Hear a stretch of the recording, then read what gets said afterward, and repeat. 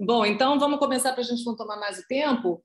O Vitor Drummond, ele agora vai falar exatamente o oposto de tudo que vocês ouviram do Igor. Hoje estou brincando. Ele é presidente em exercício da Interartes e ele representa os interesses, né, dos atores. Ele vai explicar um pouquinho mais do que se trata a Interartes, né? E ele também tem as atividades próprias dele, ele é advogado e ele é professor também, e ele faz cursos excelentes. Eu recomendo muito que vocês sigam ele nas mídias sociais, Vitor Drummond, escritor. Eu fiz 2 cursos com o Vitor esse ano, né, Vitor? Um sobre direitos, curso crítico de direitos autorais, que eu aprendi muito, e um sobre oratória, que eu também aprendi muito. Então, é um prazer ter você aqui, Vitor. Muito obrigada. E vamos em frente. Obrigado, meu anjo. Gente, vou fazer uma turma especial para vocês aqui, se vocês quiserem. Como é pela plataforma Simpla, eu já pedi para montar lá, e aí a gente faz o curso, e para quem for dessa turma aqui, eu consigo aplicar 30% de desconto já de cara, assim.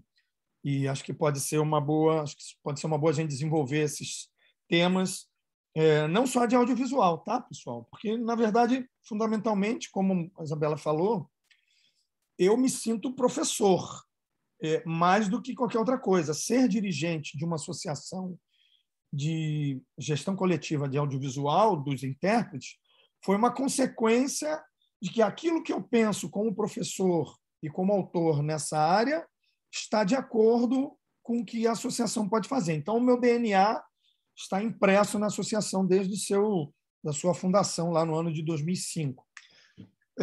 Mas, enfim, depois eu passo o link aqui, eu já pedi para me passarem o link, então, quando terminar a aula, eu passo o link e a gente faz isso. Eu fiz um horário de manhã, porque eu acredito que vocês que estejam aqui de manhã tenham a capacidade plena de fazer o curso pela manhã, inclusive muito mais plena do que a minha, mas eu farei isso pelo esforço coletivo.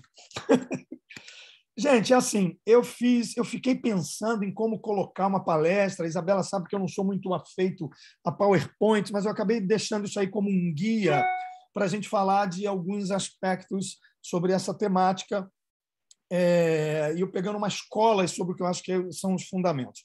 Mas, realmente, vindo depois do meu queridíssimo amigo Igor, por quem eu tenho realmente respeito, eu preciso apontar que a gente tem divergências doutrinárias que são absolutamente salutares. O problema é quando as divergências elas se colocam no âmbito do mercado, que não é necessariamente uma posição do Igor, mas o mercado.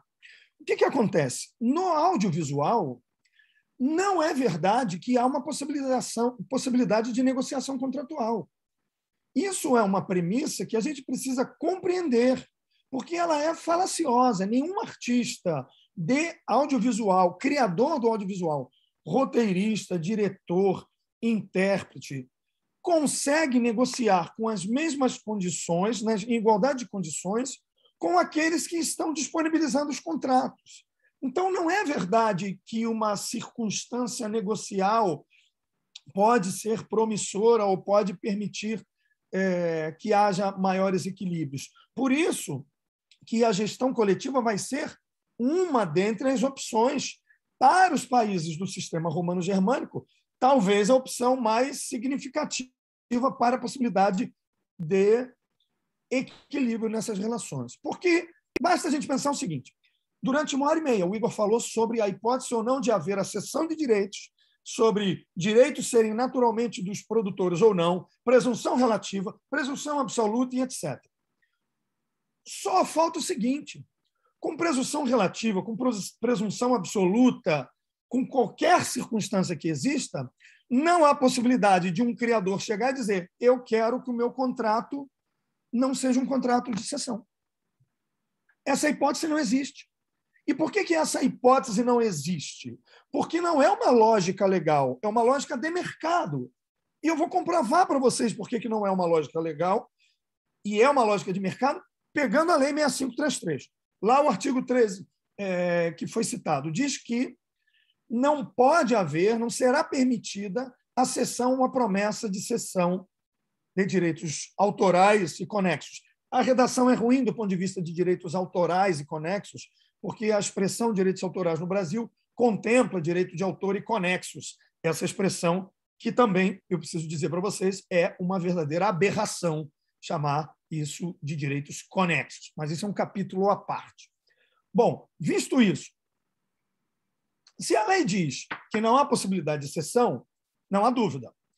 A lei não é aplicável no universo trabalhista. Isso é uma falácia. As leis não são aplicadas em um ou outro universo consoante a sua área de concentração ou de especialidade.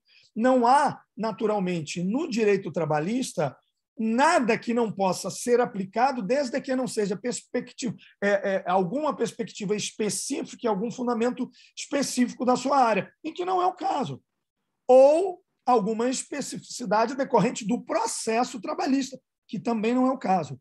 Portanto, se a lei ela tem um caráter trabalhista ou não, e isso nem é dito, né?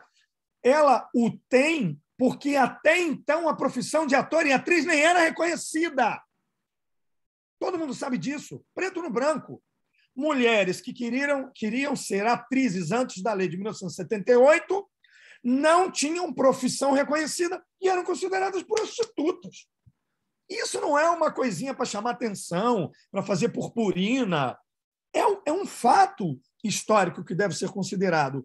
E até hoje a gente ouve pessoas dizendo: e aí, o que você... Imagina, a criança fala para o pai: o que você vai querer fazer quando você crescer? Eu vou ser ator, eu vou ser atriz. Tá, que bonitinho. Mas para trabalhar, para ganhar dinheiro. Para ser fofinho, tudo bem. Né? Então, isso demonstra a contemporaneidade da forma com que se vê a profissão, como se vê essa relação entre o que se quer ganhar a vida e trazer para os demais. E aí é muito interessante colocar o seguinte, quer dizer, a pessoa pode abrir mão de uma série de outras circunstâncias para o mundo, para si própria, e ela não está correndo um risco, o risco de todo o sistema que interfere na criação intelectual e na interpretação é somente daquele que põe dinheiro, é outra falácia. Então, não é verdade que a lei só se aplica ao direito trabalhista, e aí tem uma coisa interessante. O que diz o parágrafo único do artigo? Ele diz que deverá haver o pagamento para cada uso que se fizer, para cada exibição da obra, que era o uso primordial que existia então, né? Qual é a realidade dura dos fatos? A realidade é que o Brasil, em 1978, tinha o cinema produzido com uma participação ainda do que era um órgão de Estado, uma possibilidade de distribuição de verba para uma produção direta e uma rede de TV que produzia. Acabou. Era o que era o audiovisual produzido na década de 70, quando se chegou à lei de 78. Isso é um fato histórico. A Rede Globo de televisão, que foi, durante muito tempo, o monopólio televisivo do Brasil, e ainda segue um pouco com muita força, ainda que venha diminuindo, só depois de alguns anos, no início da década de 80, começou a analisar esse contrato, essa lei, e inserir as cláusulas que diziam: aqui haverá a cessão e vamos ali na frente pagar alguma coisa para uma reexibição e tudo mais. E, a partir de então, isso tornou-se uma prática de mercado sem a possibilidade de negociação dos artistas. Sem a possibilidade de participação dos criadores. E aí cria-se essa ideia, essa falácia de que há uma possibilidade de negociação em iguais condições, o que não é verdade. E eu estar falando enfático assim, não é necessariamente eu estar falando alguma coisa contra o meu querido Igor, que me antecedeu, em relação a algumas ideias que são levantadas por ele, mas primordialmente nem por ele, tá? Porque ele é uma pessoa comedida nesse entendimento por parte da indústria, que ficou, obviamente, claro na fala dele. Mas, então, o que acontece é que é óbvio que a lei previa uma possibilidade de remuneração e dizia que não podia haver a cessão. O que aconteceu no mundo depois disso? A indústria se desenvolveu e os países do sistema romano-germânico foram fazendo, que alguns chamam de continental, mas, na verdade, é romano-germânico pela sua expansão histórica, e chamar de continental parece que o ponto de vista é inglês, né? Porque eles estão na ilha e os outros é que estão no continente. Então, esse sistema, na verdade, ele foi conduzindo há uma necessidade de equilíbrio. Gestão coletiva no audiovisual não é invenção, é uma consequência de uma necessidade de equilíbrio. Qual equilíbrio? Na década de 90, na Europa, instituíram-se diretivas ou diretriz europeias em que, a partir de um determinado momento, a gestão coletiva no audiovisual deveria ser destacada das outras. Era a SGAE, a sociedade que arrecadava direitos autorais na Espanha para tudo. E aí, a partir daí, vão surgindo outras associações, como a Associação Espanhola AISRE, AISGE, que foi a que eu conheci no final da década de 90, início dos anos 2000, e que me conduziu, né, a fazer esse trabalho pela Interartes e pioneiro na América Latina. Bom, o fato é que na década de 90 surge uma outra ideia, que é de direitos de remuneração, que é muito simples, é uma tentativa de resolver toda essa questão de presunção de contratos e etc, etc. Qual é a ideia? Você quer que eu ceda os direitos? Está tudo bem. Você me paga pelo que eu vou fazer e, quando essa obra tiver uma utilização no mercado, o mercado, lá na ponta, pelo uso das obras, vai me pagar algo também de natureza remuneratória. Aí tem uma discussão se seria remuneratória ou compensatória, etc., mas é basicamente remuneratória. E isso funcionou. Isso funcionou na Espanha, Portugal, França, vários outros países, e começa a funcionar num cenário da América Latina, com associações no Chile, Argentina, Colômbia, Paraguai, Uruguai, Costa Rica, etc. E o Brasil, portanto, tem a Interartes sendo formada no ano de 2005, mas a gente só vai conseguir formar um conselho em 2008, e aí a gente teve como presidente durante 8 anos o Edmil Luiz, e já, acho que há 5 anos, a Glória Pires, que mandou um vídeo para nós aqui na abertura do curso e é conhecida de todo mundo. Por enquanto, né, porque o audiovisual, como TV, ele vai fazendo com que as pessoas também não sejam reconhecidas pelas novas gerações. Tá? É uma coisa importante. Portanto, a gente precisa também preservar as figuras dos nossos artistas para preservar a nossa memória, a nossa cultura e a nossa memória. Um artista que faz muita coisa e é esquecido é a nossa história que vai embora. É a nossa história que vai embora. Por isso que um sistema jurídico precisa proteger os artistas. Não é para fazer frufru, não é para fazer bondade, não é para dizer qualquer coisa, é para preservar a nossa história e a nossa memória. Que eu não vou entrar na discussão que povo sem memória e sem história não é nada, né? Nem precisa. Muito bem. Então, reparem, quando a lei brasileira diz que não pode haver cessão nem promessa de cessão, a lei é de 78. O direito de remuneração vai nascer na década de 90. Qual é a lógica do direito de remuneração? Tá bom, eu te faço a cessão de tudo, você me paga. Quanto mais se utilizar essa obra lá na frente, nem é você, vão me pagar um pouco mais, que nem é a mesma coisa do contrato. É sempre algo a menor e muito menor. Não tem um impacto significativo no mercado. Quem diz isso está mentindo. Em nenhum país em que a gestão coletiva no setor audiovisual passou a existir e se operar, houve danos, sobretudo danos ao consumidor, porque ele deveria ter que pagar algo a mais. Por uma questão muito simples, gente. Você vai mexer no lucro da Disney ou do artista? É que a Disney quer dizer que o que ela ganha é a mesma coisa que o artista que ela contrata. Por isso que é uma paulada uma ação da Scarlett Johansson, maravilhosa, minha musa eterna, e agora ainda mais pela coragem, pela disponibilização e disponibilidade de fazer isso. Porque é simplesmente dizer, ei, tudo bem, você é a Disney, mas você está fazendo uma coisa aqui que não se faz. Alguém tem que dizer que isso está errado. E quem vai dizer agora sou eu. Ei, por que ninguém nesse curso quer comentar essa ação, gente? Por que ninguém quer falar dessa ação? Sabe por quê? Porque o que ela falou é o que está escondido. É que não pode haver uma impossibilidade de negociação ou um desrespeito aos contratos. Porque quando o produtor vem, quando a empresa vem e diz deve haver o respeito aos contratos. Sim, quando você negocia. Quando você não negocia e eles são impostos, então, do que a gente está falando? Aqui não é aula de direito autoral. Aqui é a aula de teoria geral do direito. Teoria geral do direito. Se você não tem a possibilidade de negociação, aquilo que você negociou, na verdade, você não negociou. Se você não negociou, você pode levantar a nulidade dessa negociação, para mais ou para menos, a anulação de uma ou outra cláusula. Já sabemos disso, com algumas distinções a isso. Qual é a novidade? Por que a indústria do audiovisual mundial não assiste à aula de teoria geral dos contratos?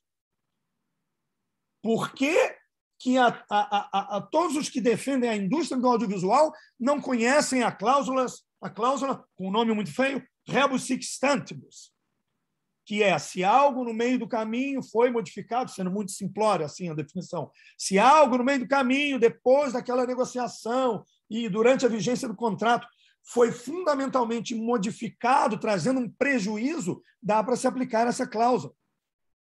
Por que a turma do audiovisual, da produção e da indústria não conhece a teoria da imprevisão?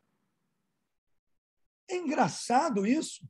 Ou seja, qualquer artista ou criador que reconhece a necessidade ou indica a necessidade de se analisar um contrato está querendo violar a lei porque assinou um contrato em seu momento. Mas a indústria que impõe os contratos sem possibilidade de negociação, não. Ora, se a Disney faz o que quer com a Scarlett Johansson, o que todo mundo faz com os outros artistas? Não há resposta para isso, pessoal. Não há. Isso é uma pergunta retórica. Não dá para dizer que há um equilíbrio nas negociações. E eu tenho pensado e difundindo uma pré-ideia, que é o seguinte: eu chego quase a pensar, estou desenvolvendo isso, que, do ponto de vista do sistema de direitos autorais, os criadores eles estão muito mais do que numa condição de hipossuficiência.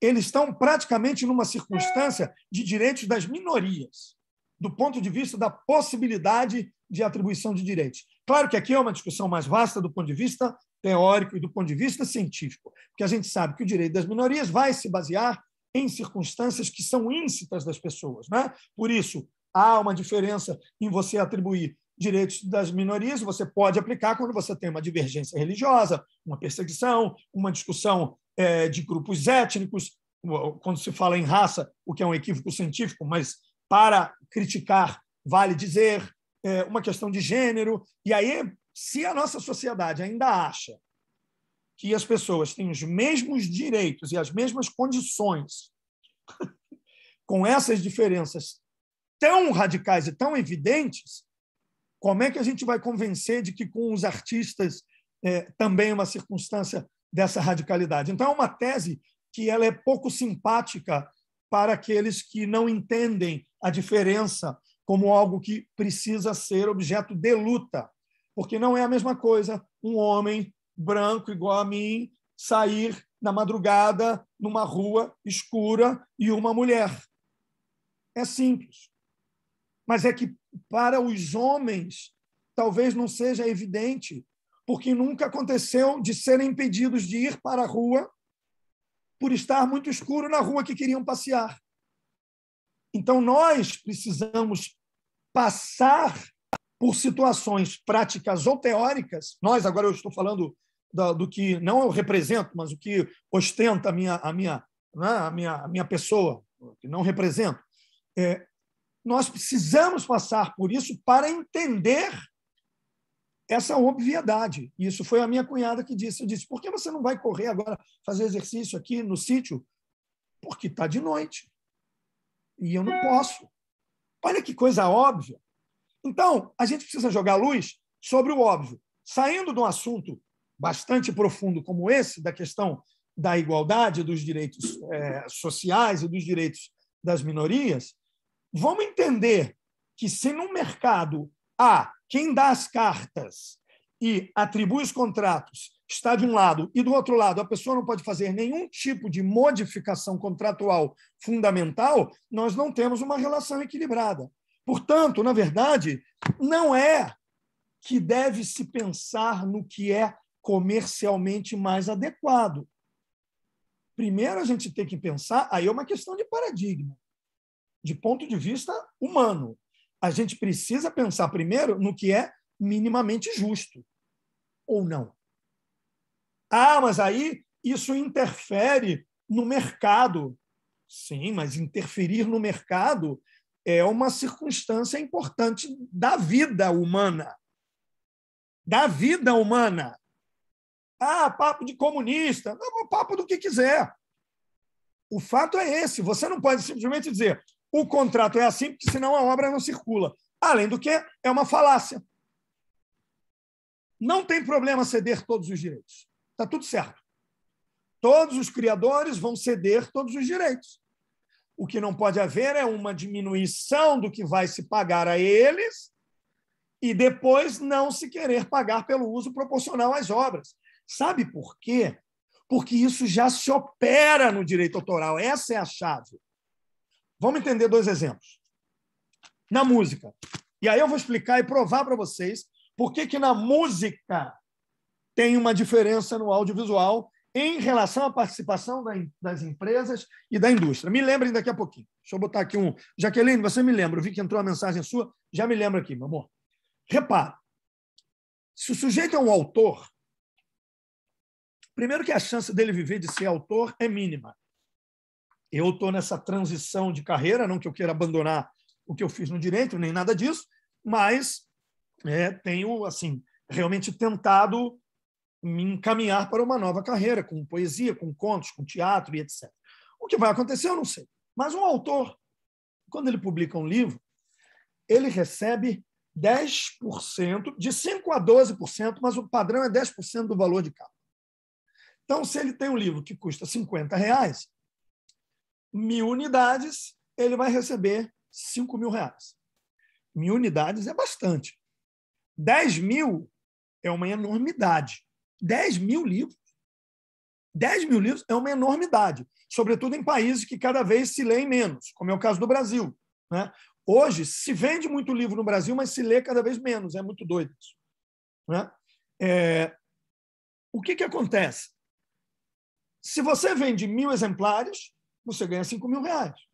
Se você vende 10.000 exemplares, você ganha R$50.000. É proporcional. Porque existe uma lógica no direito autoral, que é atribuir uma valorização àquele sujeito proporcional ao objeto que está sendo negociado. O que a indústria faz, no audiovisual ou em qualquer setor, é transformar criações e obras em produtos. Ela transforma em produtos. E aí nós compramos os produtos. Por que houve um curto-circuito a partir da década de 90? Porque o produto deixou de ser em exemplares e passou a ser outra coisa. E aí há uma desnaturação da compreensão de que há produtos, seriados, unidades e etc. Agora, se você pega esse livro, aliás, magnífico, da Aline Bey, maravilhosa autora, quem não leu, leia, por favor. Todas as meninas têm que ler, mas mais do que isso, todos os homens precisam ler. Linda, maravilhosa, fiz uma oficina com ela, recomendo para quem for também da literatura, uma joia essa menina. Bom, o que acontece no mercado musical?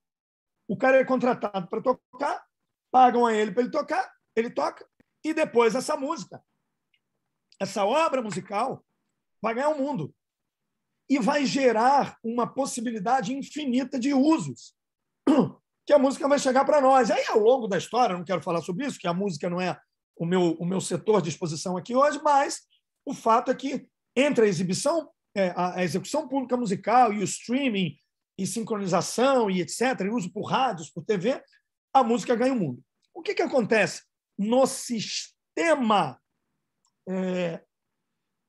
de gestão coletiva da música? A indústria está do mesmo lado do balcão dos criadores.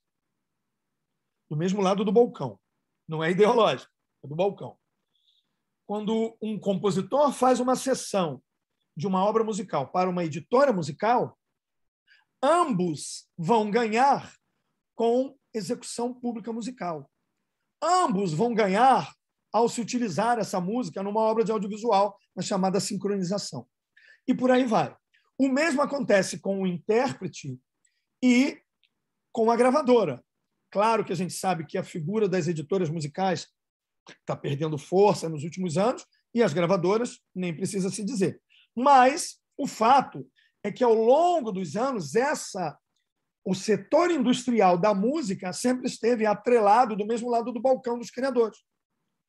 Por isso que a gestão coletiva na música funcionou, porque a editora ia correr atrás da execução pública musical para trazer para o seu bolsinho seu dinheirinho, e que também era do compositor. Críticas à parte à funcionalidade do sistema que não cabem aqui. Mas essa sempre foi a lógica, e continua sendo a lógica. E o ECAD, 2 anos atrás, arrecadou R$1 bilhão pré-pandemia. R$1 bilhão. Estima-se que o audiovisual vai entre 10% e 20% do setor musical nos países em que ela está implementada como gestão coletiva. Estamos falando de 100 a 200 milhões. Vamos pensar em 100 para todo o audiovisual? Roteirista, cinema, intérpretes, etc. Vamos pensar em 100? É um caminhão de dinheiro, né? É um caminhão de dinheiro. Aí, desse dinheiro, você põe 20% na atividade assistencial e social, como no nosso caso é o plano. Na Interarte está previsto no Estatuto, a gente já faz isso do que recolhe internacionalmente, e é a plataforma da presidente, das vice-presidentes e a minha. Aí, claro que a gente pode dizer que o sistema brasileiro privilegia a seguridade social. Com dinheiro no bolso, eu posso dizer isso. Claro, é evidente. Privilegia a potencialidade de proteção dos artistas. Mas, para isso, eu preciso saber onde estão esses 100 milhões potenciais. Onde estão? Esse dinheiro que é de alguém está na mão de alguém que não é a quem se destina, indo para a mão de um terceiro que não é a quem deveria se destinar pela justiça mínima do que a gente percebe pelo sistema e pela lógica do direito autoral.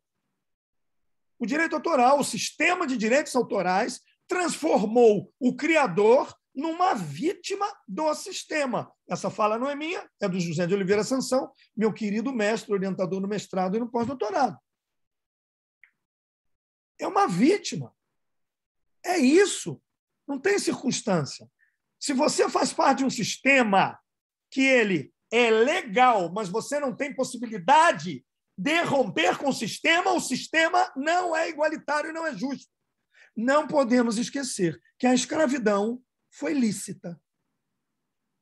A escravidão foi legal. Aí já vem um aventureiro e vai dizer: o Victor Drummond, que é um histérico, é um neurótico, é tudo verdade, pelo menos a parte da neurose, fica dizendo por aí, falando em escravidão, como se o trabalho dos artistas fosse escravidão. Não, eu não estou dizendo isso. O que eu estou dizendo é que, se alguém não vem e não tenta virar o jogo ou ter participação, a gente não muda nada. Aproveitando que tem muito mais mulheres do que homem aqui na minha tela, me parece, precisamos fazer uso da expressão da Karen Joss, né? Precisamos xerecar aqui, né? Precisamos dar um jeito de xerecar nessa negociação, gente. Não tem hipótese. Isabela, me perdoe, você sabe que é a minha forma de lidar, falar com a turma, então aqui não tem jeito. A OMP continua insistindo em me chamar para as coisas, mesmo falando assim. Então vamos nessa. Não tem hipótese de negociação. Então, o que fez a lei em 78? Disse: já que não tem negociação, não está cedido, mas tem que pagar. O que fez o mercado? Não vamos pagar, porque quem manda somos nós. Aí vem a lei em 98. Pega lá o artigo, acho que é o 115. Pega o artigo 115 da lei. Ele diz que não estão revogados os dispositivos da lei 6533. Ele diz quais estão revogados. Quem tiver aí, pode pegar. Vamos ver se eu acho aqui. 6533.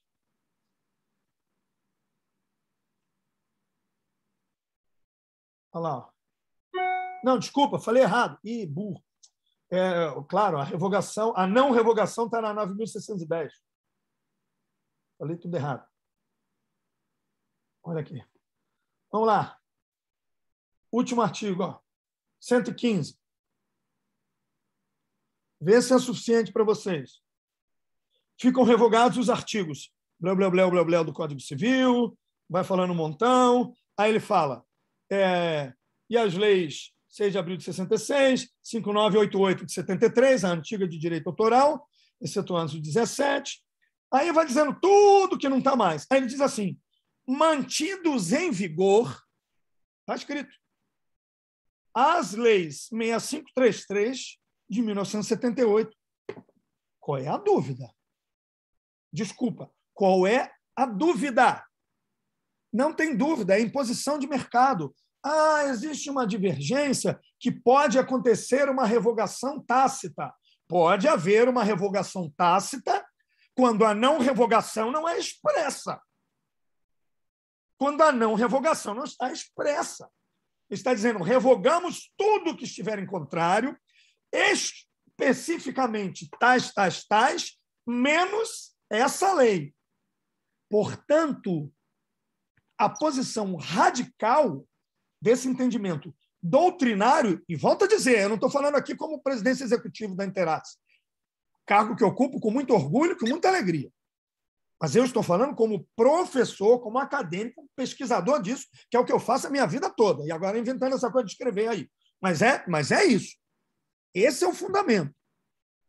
Dizer para nós que uma revogação, uma não revogação expressa deve ser confrontada com uma revogação tácita por alguém que detém as regras no mercado e o poder, é uma esculhambação. Não tem hipótese, gente. Então, assim, qual é o fundamento dessa discussão? O que fazem os defensores da indústria é alardear mantras performáticos.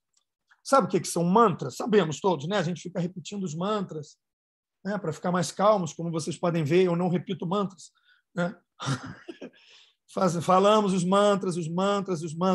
Eles são performáticos porque eles são mera performance para tentar convencer a coletividade. Agora, não há ninguém da indústria que me responda às claras, à luz do dia, em público, por que as circunstâncias não são assim. Porque não é uma razão filosófica. É uma razão econômica. A indústria do audiovisual não quer correr o risco de ter menos lucros por ter que pagar direitos a quaisquer entidades de gestão coletiva. Compreende-se o temor em relação à gestão coletiva. No caso do Brasil, a gente sabe, direitos autorais durante muito tempo passou a ser sinônimo de gestão coletiva, que passou a ser sinônimo de ECAD, que passou a ser sinônimo de reclamação de quem pagava e dos músicos. É verdade. Houve uma espécie de, não sei se vale dizer isso, um branding negativo aqui, um refortalecimento negativo de uma ideia e de todas essas expressões, assim, e que a gente precisa reformular. A gestão coletiva é absolutamente fundamental na nossa natureza hoje. Agora, se alguém chegar para mim e falar o seguinte, você está falando isso porque você é o presidente executivo de uma associação de gestão coletiva. Se não fosse, não estava defendendo isso. Primeira coisa que eu te digo, meu querido, é o seguinte, se eu não for isso, eu vou ser outra coisa. E eu vou ser outra coisa do mesmo lado e no mesmo lado da batalha que eu já sou.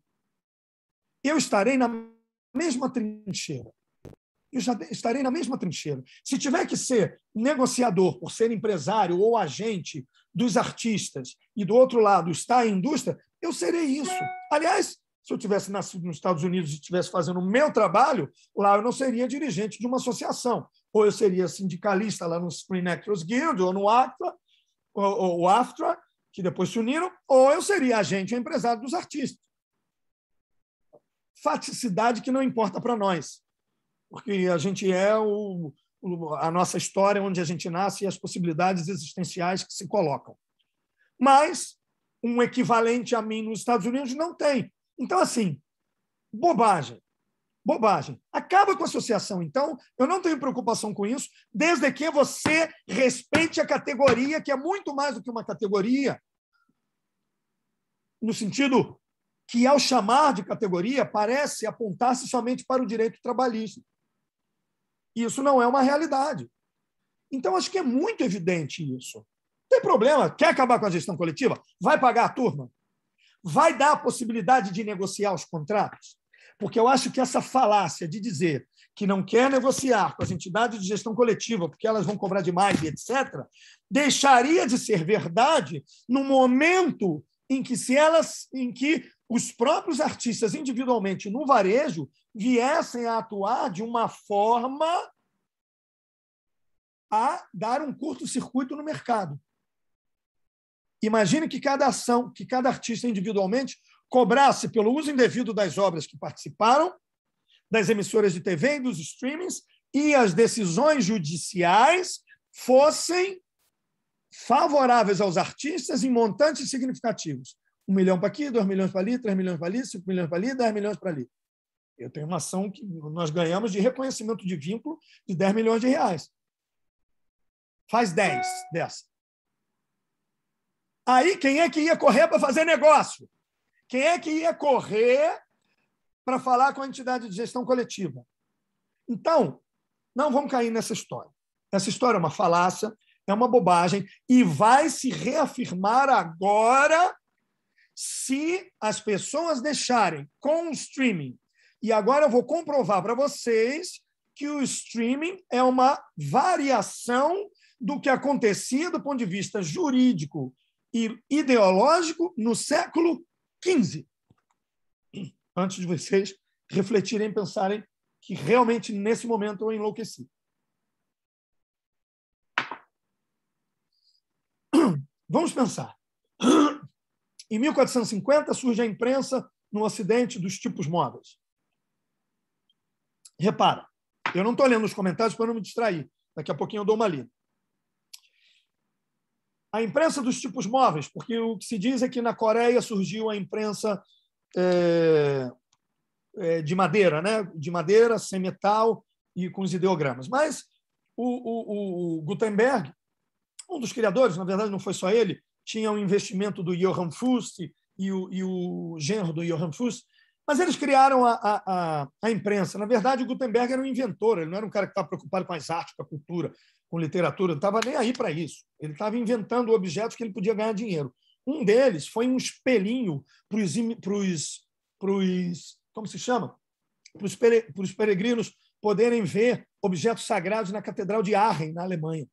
Aí o Gutenberg inventou isso, vendeu e tal. É um evento que até hoje acontece na história do cristianismo, cada 8 anos, e a Catedral de Aachen é pequenininha. Mas ele queria algo que pudesse fazer com que objetos, produtos que tinham escrita, pudessem chegar às pessoas. Mas não é porque ele era um sujeito que pensava na alfabetização do mundo e na Europa central e ocidental, porque ele queria ganhar dinheiro. E aí ele conseguiu desenvolver a imprensa, unindo o papel que estava muito popular na época, que tinha vindo dos países árabes, já se pode falar nesse conceito de países árabes desde então,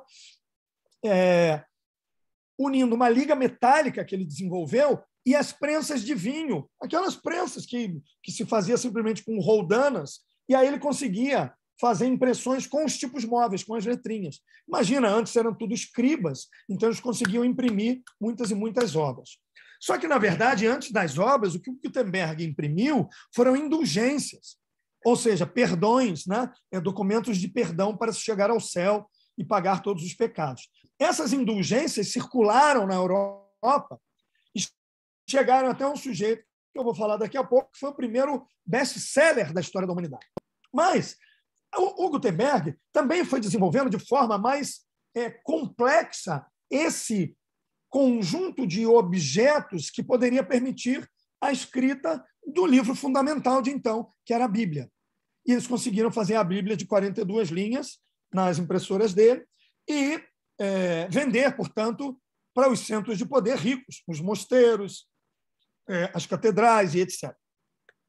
Aquele sujeito, que é um religioso que não gostou da história das indulgências, esse sujeito ele escreveu para o Papa, dizendo: ô, seu Papa, tem um pessoal aí que está vendendo perdão e eu não estou de acordo com isso, não. E o Papa se fez de bobo, né? E não respondeu, e esse sujeito começou a falar cada vez mais isso e percebeu que ele podia divulgar as ideias dele, mas não em latim, porque ninguém estava lendo latim, né? Na verdade, ninguém lia quase nada, mas em latim seria impossível, que ele ia divulgar para o pessoal ali da igreja, né? Então, ele escreveu em alemão e utilizou do ferramental da imprensa para divulgar suas obras, que foram dominando o centro da Europa, o norte e uma parte do Ocidente, de tal modo a que uma pluralidade de pessoas acreditasse no que ele falasse, e ele foi traduzido para os idiomas nórdicos e para o inglês. Esse sujeito foi o primeiro best-seller da história, e o nome dele é Martim Lutero, que foi quem pregou a reforma da igreja, do cristianismo, naquele momento. Se você pegar o mapa, a mancha da reforma, você vai ver a difusão das obras pela imprensa, com algumas imprecisões, mas basicamente isso. Esse não é um fundamento para conduzir ao processo histórico que eu vou dizer, mas demonstra a importância da difusão das obras e do conhecimento por um advento específico, que não tem a ver com direito autoral nesse momento, que é mais pessoas puderam ter acesso àquelas informações. Houve uma multiplicidade de acessos, de tal forma que uma igreja, ou o centro de poder universal, então, deixou de ser o centro de poder universal, em parte do mapa do mundo, entre muitas aspas, civilizatório de então. Vocês entendem que eu estou falando civilizatório com críticas. Muito bem, para não fazer... né? Bom, repare, a partir de 1450, com a imprensa, 1490, 1480, não havia mercado para impressão lá na cidade de Mainz, Mogúncia, como dizem os portugueses, e aí os impressores e aquela técnica foi indo para outros países da Europa. E outros impressores começaram a fazer uso dessa mesma tecnologia, mas se relacionavam com os reis, com a monarquia, e diziam: olha só, eu estou investindo nesse negócio aqui, eu preciso ter exclusividade para investir, senão vem o malandro aqui, o malandro vai fazer a mesma coisa que eu, aí o dinheiro que eu botei também não dá, não pode ser assim. Beleza. Os reis atribuíam trocando muito em miúdos, privilégios de impressão, autorização exclusiva para imprimir aquilo. Então, o direito de autor ele não nasce, no seu fundamento primordial, como um intento de proteger os criadores, os autores, nesse momento. Não nasce. Ele nasce com o intento de proteger os investidores. Agora, eu acho muito interessante que alguém que defenda o direito de autor na indústria, que não deveria se chamar autoralista, mas deveria se chamar industrialista, em respeito, pelo menos, aos autores, né? Então, esses que alardeiam que eu sou o autoralista, aí defende só a indústria, então não é autoralista. Então, você, querido amigo industrialista, não pode esquecer que, na verdade, esse não é um argumento para dizer que o direito de autor deve permitir a penetração na indústria. É porque, na verdade, esse direito praticamente não permite a presença do criador, cada vez menos. Então, não é um argumento positivo, é um argumento contrário para comprovar que, desde então, continua a mesma coisa. Repara, multiplicação de acesso às obras é o fundamento. Aí o sujeito vai lá e fala: eu invento isso aqui, eu preciso de exclusividade para botar dinheiro. Tudo bem, é justo. Só que ele não vai dar dinheiro para ninguém das obras que ele está publicando. Em Portugal, a primeira obra publicada foi As Histórias de Marco Paulo, que é Marco Polo, 1502. Impressor, Valentim Fernandes. Autor é o Stefano Polo. Não é à toa que eu não lembro. Não é à toa. Por quê? Porque é a figura que chegou por último. é a figura que chegou por último. E isso é deprimente. Isso é deprimente. Isso não é fofinho. Não é? Em 1537, eu tenho um texto escrito sobre isso. A Isabela e as meninas que foram minhas alunas aqui já viram. É um texto, eu falo um sobre o Valentim Fernandes e um sobre o Baltazar Dias. O rei Dom João, filho de Dom Manuel, em Portugal, ele atribuiu um privilégio de impressão ao Baltazar Dias, que era um cego e dramaturgo da Ilha da Madeira, com o seguinte argumento: por ser essa a única indústria que lhe cabe, ele deve ser o único que pode lucrar com o uso dos seus escritos. 1537. Agora, em 2021, vamos fazer conta Covid, né?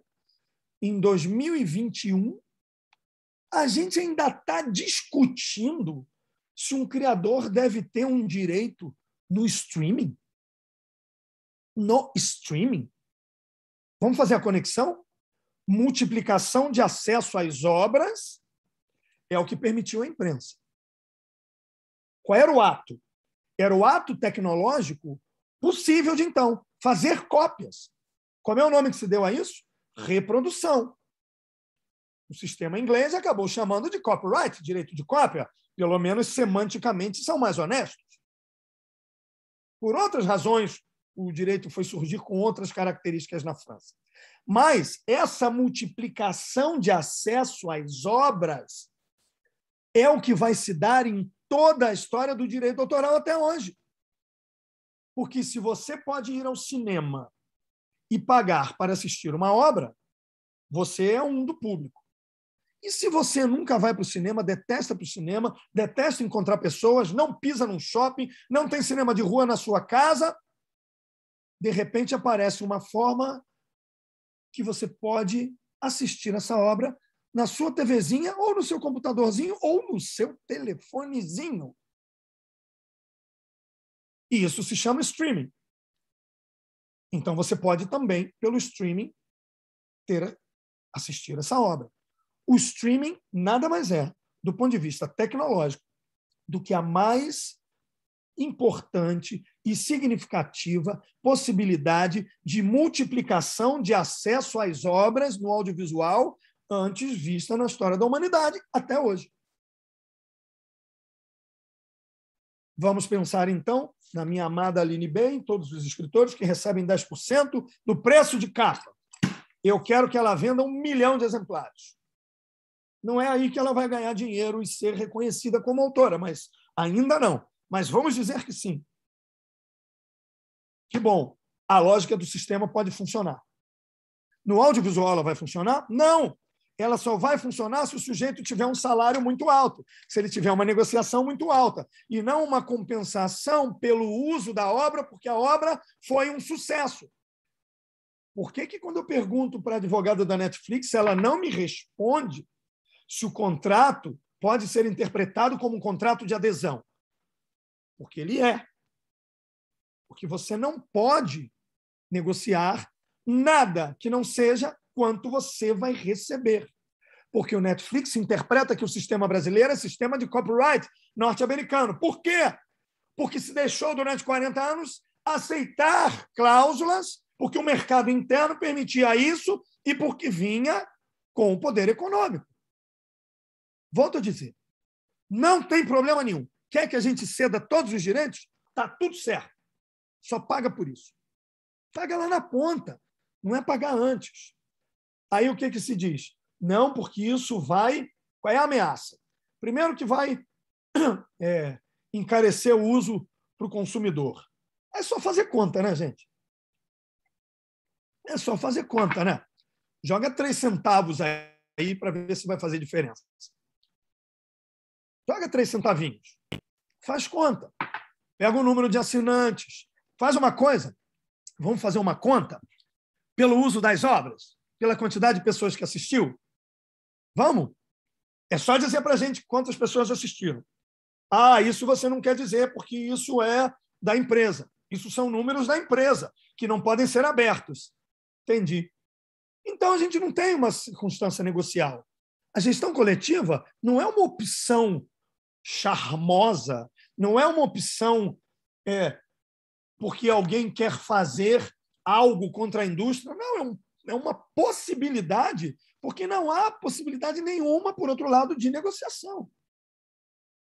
E o streaming é uma multiplicação de acesso às obras. Agora, vamos entender isso na lógica da gestão coletiva, para eu ir já me encaminhando para o final, que eu acho que a gente tem que fechar o evento meio-dia, né? Pelo que eu entendi. Então, veja. E aí eu paro de falar para responder o que faltou. Eu podia ficar aqui até às 5h30 da tarde de quarta, vocês sabem disso, mas não dá para usar assim a técnica Fidel Castro de fala, porque as pessoas se cansam. Né? Se eu me canso de mim, eu imagino vocês se cansando de mim. Mas o fato é o seguinte: na gestão coletiva do audiovisual, há um elemento que é importante dizer, que é esquecido pelo pessoal da indústria, que é nomear o Tratado de Beijing. Beijing/Pequim. O tratado começou a ser negociado em 1996. Deu errado, sabe por quê? Porque os norte-americanos não queriam aceitar qualquer direito de remuneração. Ou seja, você usa a obra, quanto mais a obra gerar, você paga um pouquinho mais para a galera lá. Não queriam aceitar, porque o sistema deles é o quê? Cessão total, e eles pagam, de certa forma, os chamados residuals. Mas isso é uma outra discussão que não interessa a nós, porque, não obstante insistirem, o nosso sistema não é norte-americano e não é de copyright. Muito bem. Histerias à parte. O tratado não foi negociado em 1996. Partiu-se para uma nova negociação 4 anos depois, no âmbito da OMP, que nos recebe nesse curso e nos convida para estar aqui, em 2000. E não foi possível o acordo. Sabe por que não foi possível o acordo? Porque, de novo, os norte-americanos não quiseram. Em 2010, novamente se abrem as negociações daquilo que seria absolutamente impossível. Salvo engano, 2010.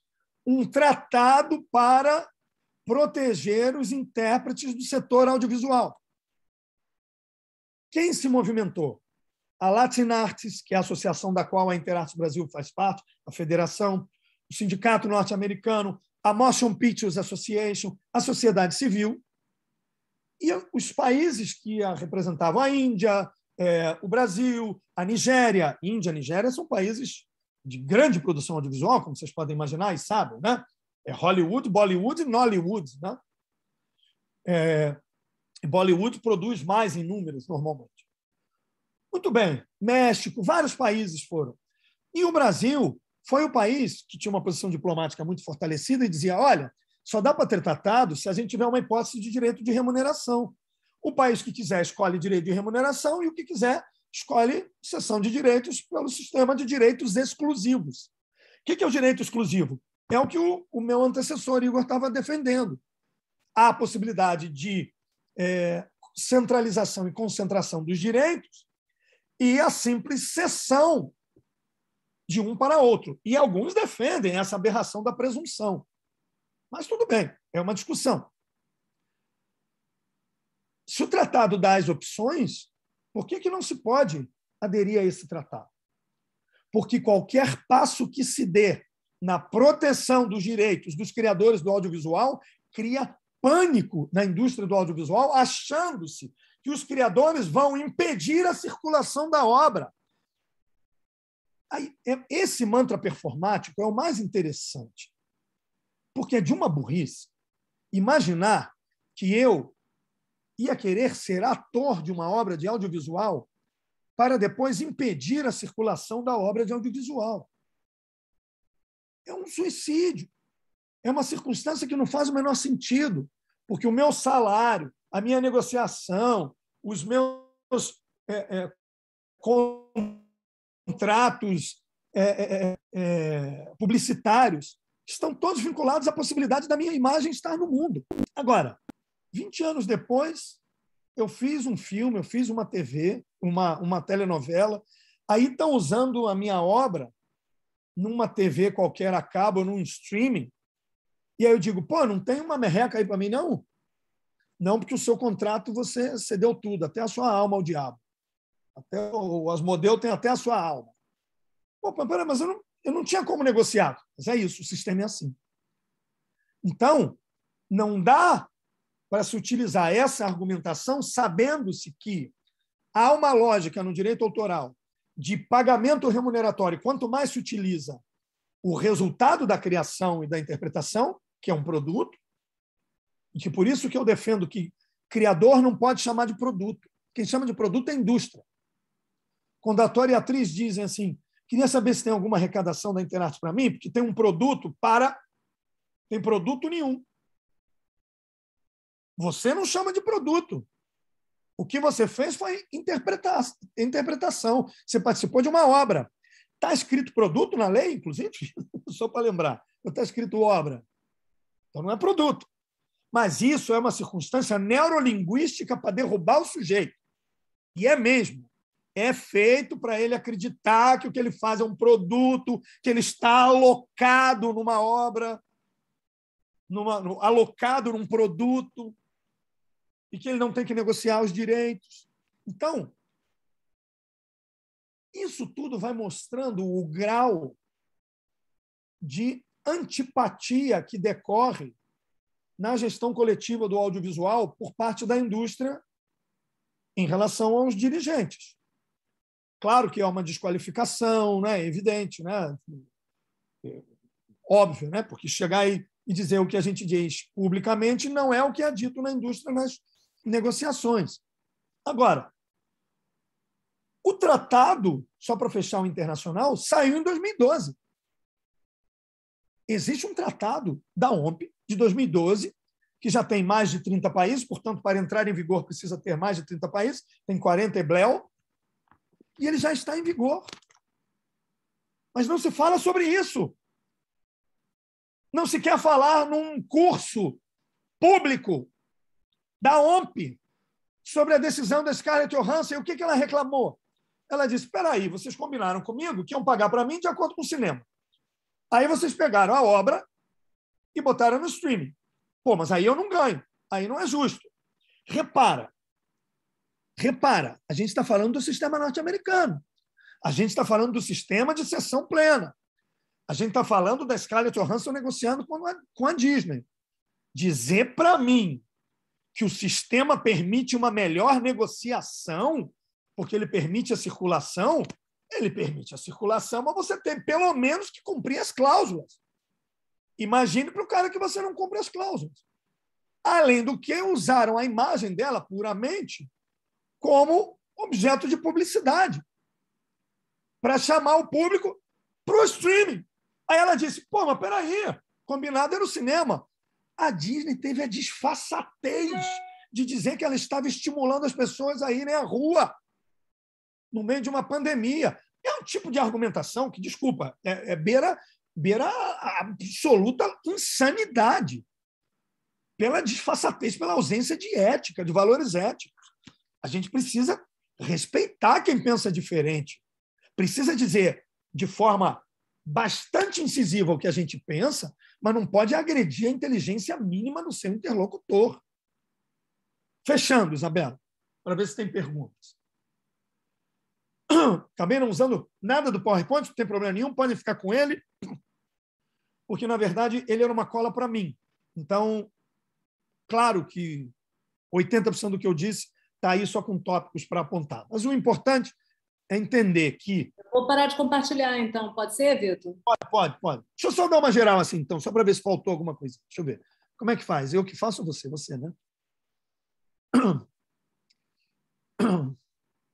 Sim, eu quero colocar só uma coisa. Pode deixar aí. Só uma coisa que é importante, que eu não coloquei, eu não sei se foi dito no curso antes. A gestão coletiva, para quem não é exatamente da área, Flávia, um beijo, meu amor. Adorei te ver aqui essas vezes. Vamos falar privadamente. Flávia, minha querida colega de faculdade de Direito. Beijo, meu amor. Craque. Olha só. O direito autoral, aquele que cabe ao criador, a possibilidade dele exercer do ponto de vista também patrimonial, e é um fundamento isso, ele pode se dar de forma individual, direta, ou pode se dar de forma coletiva. E quando é que ele vai ser de forma coletiva, ou seja, a administração coletiva de direitos? Quando a lei determinar, ou quando houver uma impossibilidade real, uma impossibilidade fática do sujeito administrar seus direitos. Imagina o pessoal ligando para o Caetano Veloso. Caetano Veloso, aqui é da Rádio Piracicaba, o senhor autoriza a execução pública musical da canção Sozinho? E ele diz, ligue para a Paulinha, ligue para a Paulinha. Imagina, as rádios ligando para o Caetano Veloso todos os dias, a todo momento. Essa hipótese não existe. Então, a gestão coletiva ela é uma consequência relativamente sofisticada desses fatos. Então, quando os artistas dizem essa associação me representa porque vai cobrar, e colocam como líder desse processo a Glória Pires, eles estão dizendo todos nós estamos depositando a nossa confiança na Glória Pires. E nós sabemos que se a Glória Pires, como presidente do Conselho, vai fazer algo, será por todos nós. Até porque cá entre nós ela não precisa fazer nada por ela mesma individualmente para a carreira dela. Então, se esse grupo dá e atribui um poder ao seu dirigente, que é o que eu vou ser nesse jogo, né?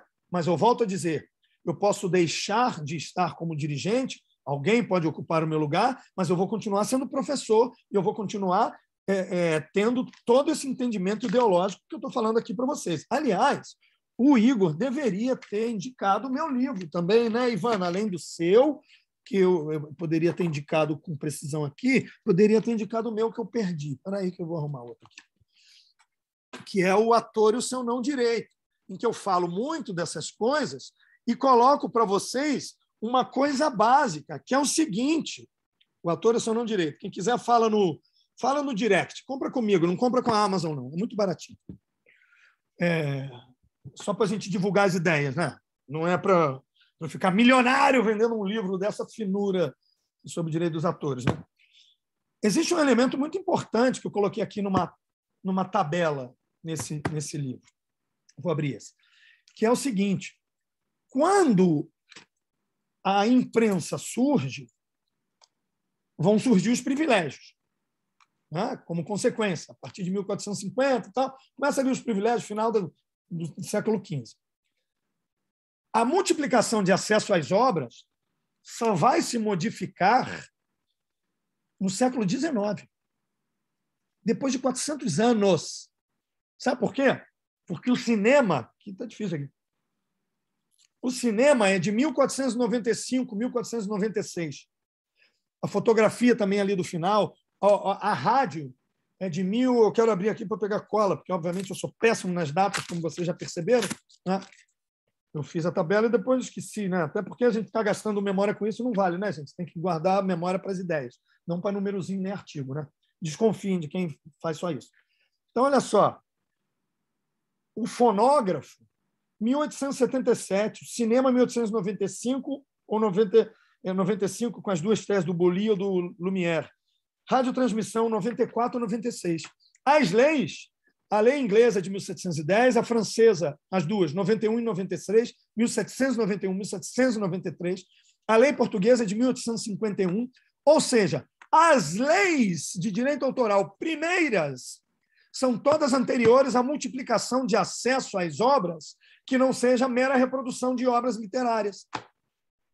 Significa que o direito autoral não foi só pensado para a reprodução da imprensa no século XV, senão ele foi pensado somente para obras literárias e partituras, até o século XIX. A partir daí é que se vai a pensar em outras hipóteses. Entendem? E é por isso que o sistema já chega contaminado no século XX.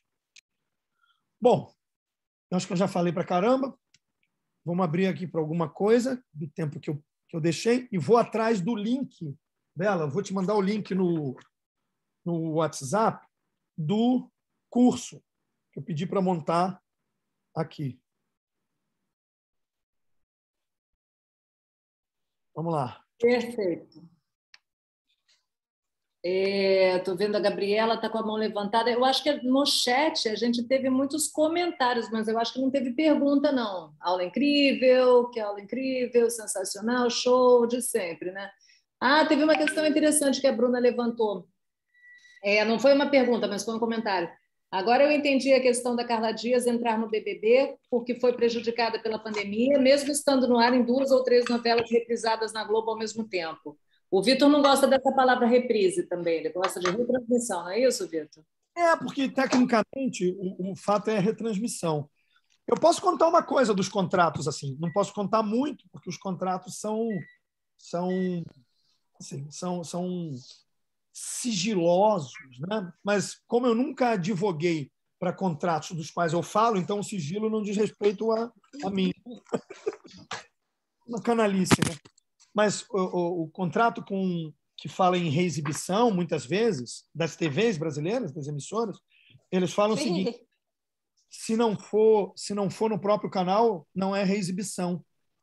Se for em outro canal, é licença. Só tem um problema: licença é uma forma de transferência de direito. Reexibição é que é um fato técnico. Então, se exibiu, é exibição. Se exibiu de novo, o nome é reexibição. Portanto, tem que pagar pela reexibição. Bom, depois nós temos, impressionante o que você comentou, que a Disney faça um comunicado falando que a falta de tato similar da Scarlett diante da pandemia, o que isso tem a ver com as cláusulas dela. É impressionante a tentativa de pintar ela como insensível, enquanto a empresa lucra no streaming às custas dos atores. Esse foi o comentário da Gisela. Obrigado, Gisela. Onde eu assino? Pergunta do Aldo. Os contratos, independente das práticas de mercado, devem estar em conformidade com a lei. Não sendo assim, são passíveis de nulidade, não é isso? Nesse caso, os artistas têm a possibilidade de processar as produtoras em momento futuro. Não se instala a insegurança jurídica? Então, por que a pergunta retórica, devolvendo, né? Por que a segurança jurídica só se instala do lado daquele que impõe as regras e não do outro lado? Vamos pensar assim: se a produtora ou se o mercado vai ter insegurança, isso é um problema. Pois é, no caso dos artistas, não é nem insegurança, né?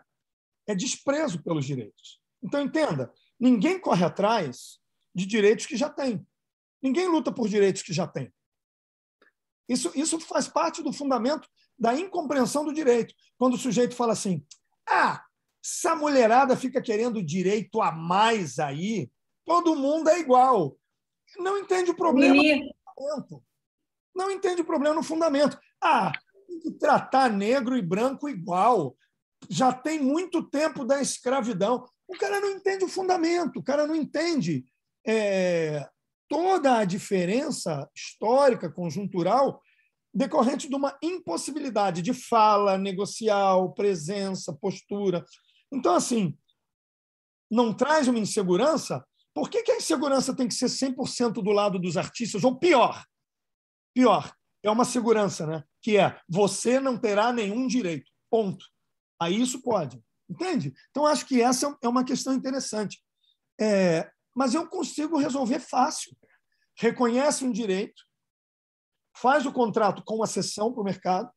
Quanto mais se utilizar a obra na frente, aquele que for usuário paga um pouco mais para a gestão coletiva. Depois que a gestão coletiva não for mais necessária, porque as ferramentas tecnológicas permitem a individual, não tem problema. Me põe na rua, fecha a associação e faz sozinho, sem nenhum problema. Não tem problema. A resposta é muito simples. Vou passar para a Gabriela agora. Tá bom. Estava atentíssima, Gabriela, que eu vi. Oi, Vitor. Obrigada pela apresentação, muito boa, quer dizer, necessária. Mas eu acho que eu vou fugir só um pouquinho, porque eu tenho uma curiosidade muito forte sobre como está funcionando na prática a Interartes. E aí, quando a gente pensa em, por exemplo, arrecadação de direitos, em gestão coletiva de direitos de diretor ou roteirista, ainda são menos por obra, né? Geralmente é um diretor, poucos roteiristas. Qual é a delimitação de uma obra para essa gestão dos direitos de intérprete, por exemplo? num filme, uma novela que tem muitos intérpretes, alguns são figurantes, outros são mais centrais. Enfim, como que vocês organizaram essa dinâmica por obra? Obrigado, porque eu quis falar dos fundamentos, né? E não falei desses detalhes que são muito importantes. Mas é porque eu acho que é sempre importante falar dos fundamentos, sobretudo porque eu sei que o espaço ocupado pela indústria em em todas as hipóteses é sempre de dizer que essas cláusulas são assim, que há uma presunção e etc. E tal. Então, esse espaço precisa ser ocupado também por nós, somos pouquíssimos que defendemos a figura dos criadores.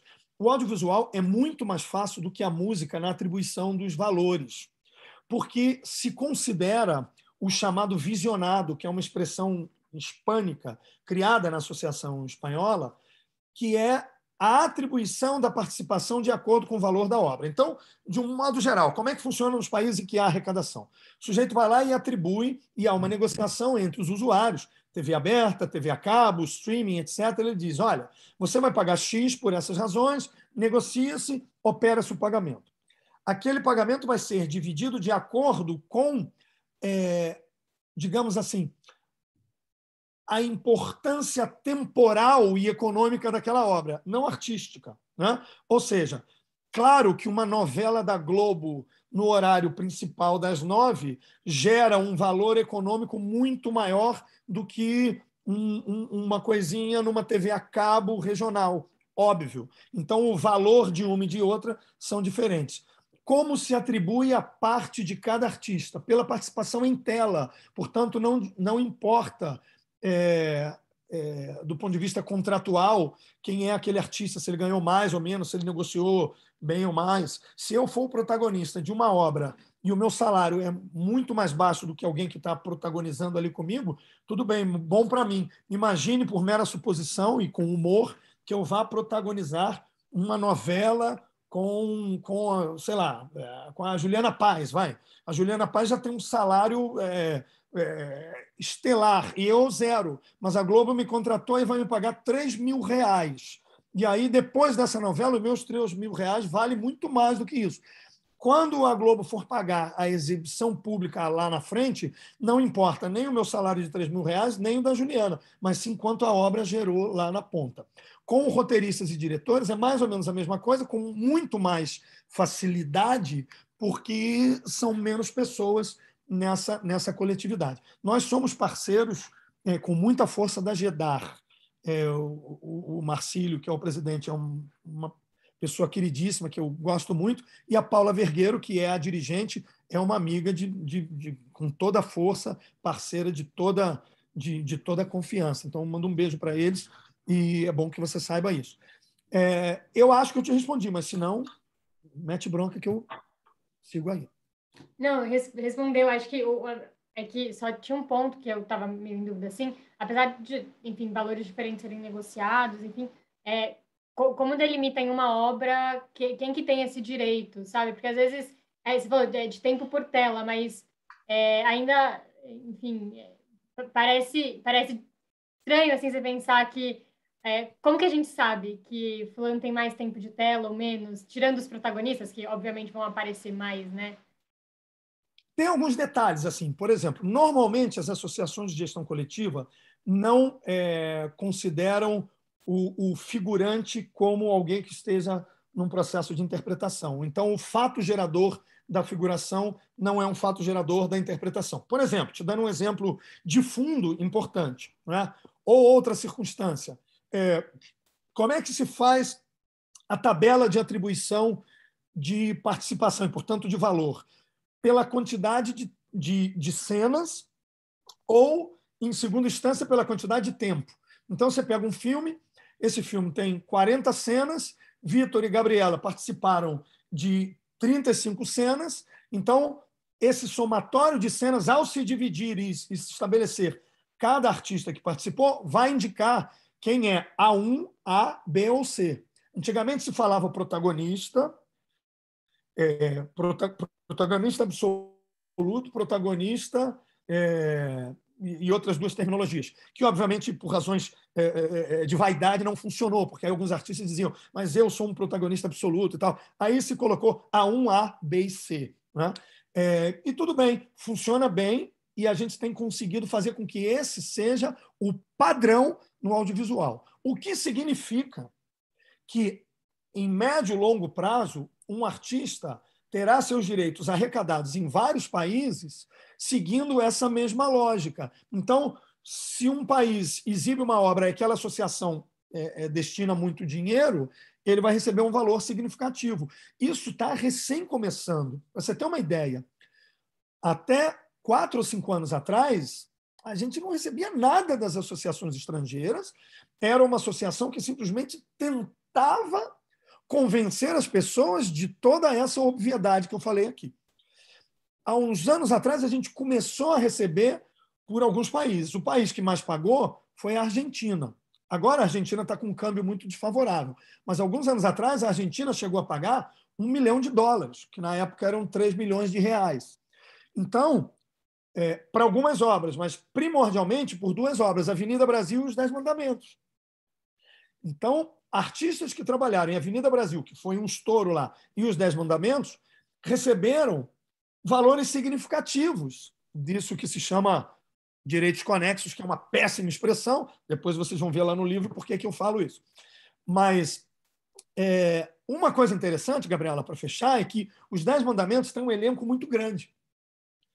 E não existe uma proeminência tão acentuada dos protagonismos. Claro, tem ali Moisés, tal, aquele rapaz, né, aquele senhorzinho, tem a turma. Mas tem uma turma ali do meio que participou de muitas coisas. Então, a divisão foi muito equilibrada nos 10 Mandamentos. A Avenida Brasil também, porque é um elenco curto, pequeno, melhor dizendo, e que uma participação mais ou menos parecida. Então, essas novelas geraram uma distribuição desse direito estrangeiro da Argentina bastante concentrado, o que foi bom. Pode não acontecer, você pode pegar um filme ou uma telenovela, e por que a telenovela era sempre o nosso patamar, assim, do ponto de vista econômico? Porque a telenovela fica no ar 9 meses. E agora vai ser o quê? Agora vai ser o streaming. Sabe por quê? Porque uma obra utilizada no streaming não vai ficar 9 meses. Vai ficar 20 anos se ela for um sucesso. Ah, tá louco! Quem é que vai conseguir uma obra 20 anos? Então, 2. Então, 3. Já é mais do que os 9 meses de uma novela. Então, o potencial econômico de remuneração dos criadores é muito grande. A indústria que não quer deixar a gente participar, porque vai dizer que esse dinheiro é delas e a gente está impedindo a circulação das obras e que não é justo. Claro, não é justo. Imagina, o que é justo? Obrigada. Eu que agradeço. Eu tenho umas perguntas no chat, a Ivana levantou a mão. Como é que você está de tempo, Vitor? Eu estou livre para vocês. Então, vamos embora. Vou passar para a Ivana, então. Depois eu pego aqui. Bora, aparece para eu te ver. Ai, não posso abrir o vídeo. Estou muito relaxada aqui em casa, descabelada. Beijo. Prometo que numa próxima a gente se vê. Mas eu acompanhei atentamente toda a sua aula e fico muito agradecida de ouvir tantas informações, porque eu quero atualizar os direitos autorais na obra cinematográfica, que é 2008, né? Olha, e já tem isso tudo. E eu tenho, com a pergunta da Gabriela, me levantou uma dúvida, porque eu lembro que em um daqueles eventos que foi feito pelo Ministério da Cultura, lembra aquela época de não sei quantos milhões de eventos para discutir a possibilidade de revisão da lei, que, aliás, a gente se encontrava bastante, porque eram muitos eventos, né? Rio, São Paulo, Fortaleza. E eu lembro que um colega me chamou para uma reunião e falou muito bravo comigo, porque que eu não reconhecia os roteiristas como coautores da obra audiovisual. Aí eu disse, não, mas vem cá, não sou eu que não reconheço, é que não está descrito taxativamente no artigo 16. Né? Então, eu queria que você comentasse se isso realmente é um problema na gestão coletiva ou se faz aí uma interpretação análoga, né? O argumento literário, como é que é isso? Se realmente há uma necessidade de alteração do conceitual do rol do artigo 16. Meu amor, um beijo para você. Ivana é uma querida, tem um livro pioneiro que ela está atualizando. Conte comigo no que eu puder te ajudar, Ivana. Oba, vou contar, porque eu já ia pedir no privado, então já aceitei. Acaba um convite comprometido. Olha só, eu... Assim, não precisa ser genial para entender que a nossa lei, sendo de 98, ela é anacrônica, né? Ela precisa de modificações substanciais do ponto de vista de atribuições, que são essas atribuições de funcionamento sistemático. Mas deve haver uma atenção ao sistema de direitos autorais, compreendendo a figura dos criadores. Então, assim, para mim, do ponto de vista filosófico, não há dúvida de que o roteirista, o autor da história originária, né, ou daquele que escreve os textos que serão fundamentados numa obra plasmada de audiovisual, que esse sujeito ele é um criador, sim, e que merece, portanto, a consideração legal. A gente sabe que, do outro lado, do ponto de vista da indústria, a oposição é para buscar brechas legais,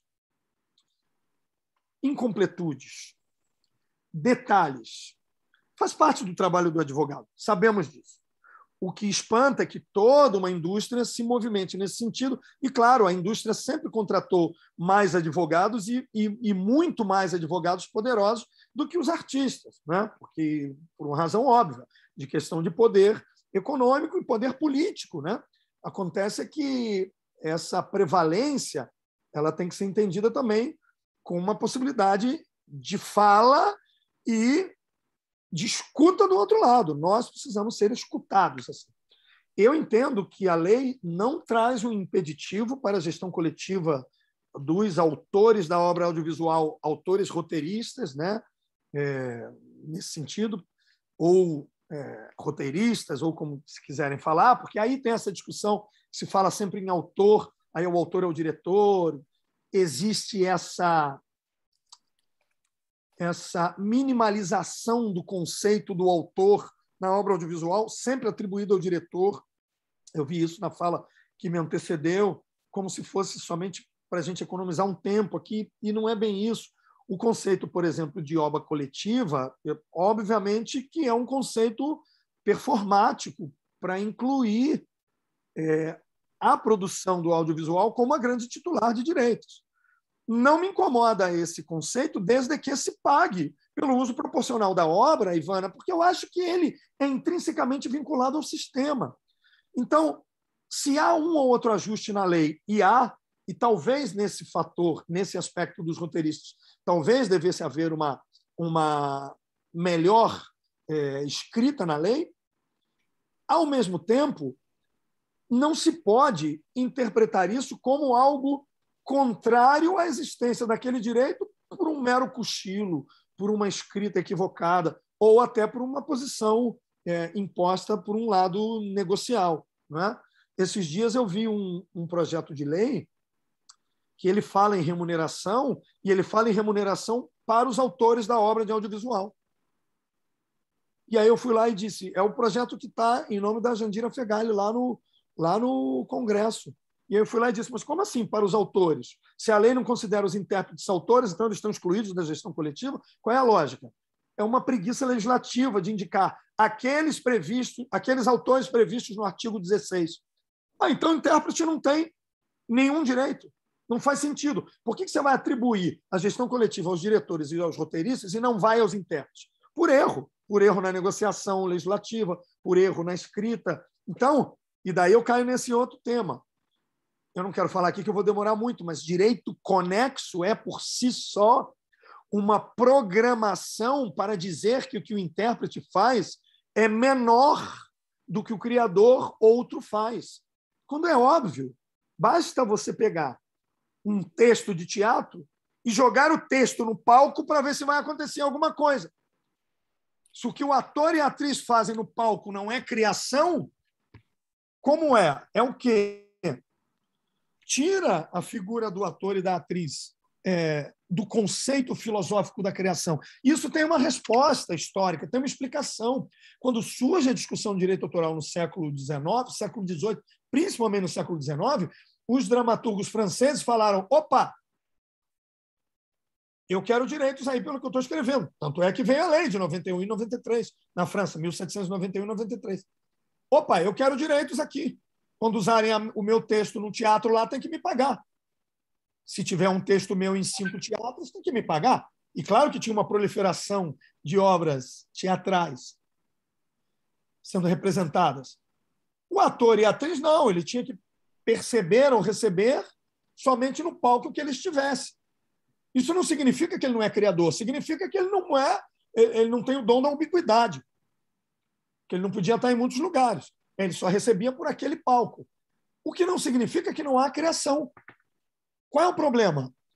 Quando vem o audiovisual, considera-se que não há criação por essa razão. Só que o audiovisual permite a multiplicação de acesso. E aí não se considera que o que faz o artista intérprete é uma criação. Claro que é uma criação, só que é uma vitória perdida. Eu não vou conseguir modificar o sistema universal, nem o entendimento da OMP, nem dos estados, etc., sobre isso, mas eu posso dizer o quanto eu quiser que a expressão direito conexo é uma porcaria, e não uso. Uso-se tanto direito de intérprete e para apontar essas circunstâncias, mas por essa razão filosófica. Tá bem? O que mais, Bela? Obrigada, querido. Beijo, Lina. No chat agora. Não sei se a Sheila quer abrir o microfone, ela fez umas 3 perguntas aqui. Aliás, a Sheila está ainda aqui. Sheila, quer abrir e fazer as perguntas você mesma? Bom, boa tarde já, né? Já está na hora do almoço.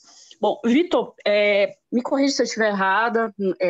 Uma pergunta de pessoa realmente ignorante, está querendo aprender, estou até interessada em fazer o curso, inclusive, igual o Pablo, durante a tua fala eu já comprei o livro, né? Eu não comprei contigo, porque como eu estou em Belém, é melhor comprar pelo Amazon, né? Frete é mais barato.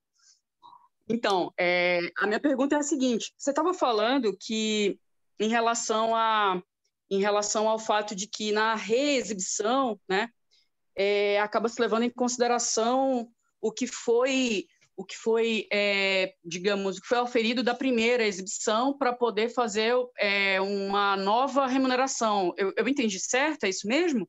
Porque aí, no caso, por exemplo, essas vale a pena ver de novo, que a gente fica vendo à tarde, é muito mais vantajosa para, digamos, para o roteirista ou para um outro profissional que, num primeiro momento, recebeu um valor X muito distante daquele da atriz principal, né, que, como você deu o exemplo, eu recebi 3.000 e aí fulana tem um salário alto, mas aí na reexibição é levado em consideração quanto a obra custou e acaba sendo mais, quanto a obra oferiu, e aí isso acaba sendo mais igualitário. É esse o entendimento ou eu viajei? Não, tem que te dar informações que você não tem, mas você não tem nenhuma obrigação de saber isso. As convenções coletivas entre o sindicato das empresas de radiodifusão e o sindicato dos artistas prevê o pagamento de um adicional de 10% previsto contratualmente na ocasião da produção daquela obra. Então, por exemplo, eu sou contratado por R$30.000 como intérprete, vai. E aí eu faço uma novela e essa novela depois é reexibida, tá bem? Eu deveria receber o equivalente a 10% do total apurado no prazo, normalmente 10 meses, né? Pensando numa novela, 10 meses. Então, eu ganho 10% da soma de 10 meses do que eu ganhava. Se eu ganhava 30.000, eu ganhei 300.000 durante o período, na reexibição eu ganho 30.000. Acaba sendo equivalente a um salário por conta da extensão das novelas, não por outra razão, né? Os artistas até confundem e acham a gente ganha um salário quando tem reexibição. Não, você não ganha um salário, você ganha essa conta. Ocorre, Sheila, que isso é uma questão negocial do Sindicato do Rio de Janeiro. Em alguns estados não existe isso. E aí, se houver a reexibição, o sujeito simplesmente não recebe. Se aquela emissora contratar com ele de outra forma, ele não recebe. Existe uma emissora, que eu não vou citar o nome, irmãos, aleluia, irmãos, eu não vou citar o nome dessa emissora, mas ela fez uma modificação contratual e passou a pagar não 10% sobre o valor total da época, né, da produção, mas 5% sobre a média. Então, vamos fazer uma continha, Sheila. 30 mil era o salário do sujeito. Ele ficou 10 meses, fez uma novela, apurou 300 mil. Se ele receberia 10% por reexibição, ele receberia 30 mil, certo? Se passa a ser 5% sobre a média do período não é 300, a média é 30. Então, o fato para fazer o número para a gente fazer a conta é 30 e não mais 300. E não é mais 10, é 5%. Então, 5% de 30 mil vai ser 1.500. Com essa modificação da cláusula, de simplesmente tirar total para a média e 10% para 5%, o artista deixa de receber. Um artista que receberia 30 mil e passa a receber R$1.500. Qual é a discussão? A Interartes Brasil pode negociar esses contratos? Não é da natureza de uma entidade de gestão coletiva negociar contratos da ordem privada. Então, não é ela que tem que fazer isso. São os artistas com os sindicatos e os artistas com os seus empresários, advogados e agentes, que precisam dizer, olha, isso aqui eu não aceito, porque isso aqui é um retrocesso do ponto de vista do direito, que está previsto, inclusive, numa convenção. Tudo bem que não é a convenção do meu estado, mas não poderia ser assim.